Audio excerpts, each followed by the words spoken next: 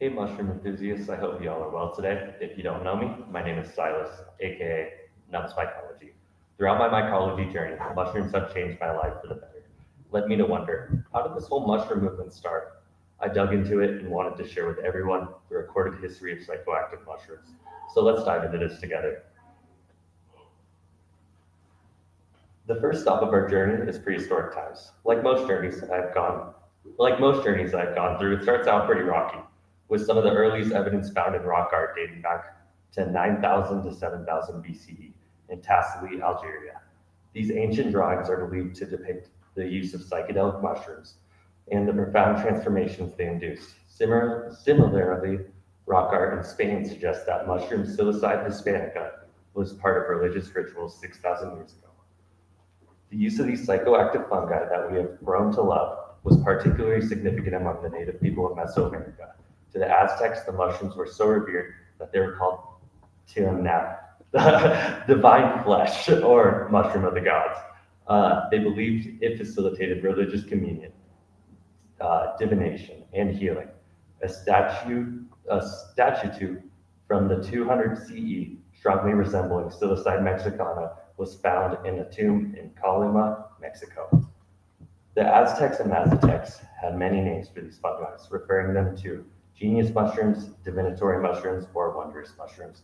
The use of tianatical mushrooms was so reportedly served at the coronation of the Aztec ruler Moctezuma II in 1502. So we only have known records of these mushrooms from about 6,000 years ago. It makes me wonder what role they have played in even earlier times. This next section is about the suppression and survival of these mushrooms. Following the Spanish conquest of Mesoamerica, Catholic missionaries quickly moved to suppress these indigenous traditions of consuming the divine mushroom. They viewed the use of hallucinogenic plants and mushrooms as a form of idolatry, believing that mushrooms allowed people to communicate with demons. Despite this intense persecution, the tradition of divine mushrooms survived, persisting in even remote areas of Mexico. So now let's jump into more modern times. Fast forward to the late 18th century when the first mention of hallucinogenic mushrooms in medical literature appeared in London in 1799. It described how a family in London experienced immoderate laughter and other effects after a father served them psilocybin simulacida mushrooms for breakfast. The modern era of psilocybin research truly kicked off in the mid 20th century in 1955. American executive banker R. Gordon Wasson and his wife Valentina Pavlovna Wasson became the first known Westerners to participate in a traditional mushroom ceremony in Mexico. Their experience was so profound that they published an article about it in Life magazine in 1957, bringing the psychedelic experience to a mainstream American audience. The article caught the attention of Albert Hofmann, the Swiss chemist who had famously synthesized LSD. Inspired, he isolated and identified the active compounds in these mushrooms in 1958, psilocybin and psilocin.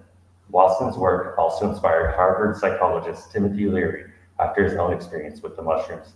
He and his colleague Richard Alpert started the Harvard Psilocybin Project. They conducted groundbreaking studies on psilocybin's effects, including an experiment on prisoners that showed a reduced recidivism rate. After their dismissal from Harvard, Leary and Alpert began to promote the psychedelic experience to the emerging hippie counterculture. This popularization, along with the work of other prominent figures like Terence McKenna, fueled a global explosion in the use of psilocybin mushrooms. Today, while the legal status of psilocybin mushrooms remains complex, ever-changing issue, their use has persisted among various indigenous groups in Mexico and has been rediscovered by many in the modern world. Many states are pushing for decriminalization of this plant medicine, and we have seen benefits in our home state. In summary, we only know a small portion of the history of psychoactive mushrooms. I am very glad to be able to share what I was able to find and what we do currently know. Personally, I feel as though we are making history.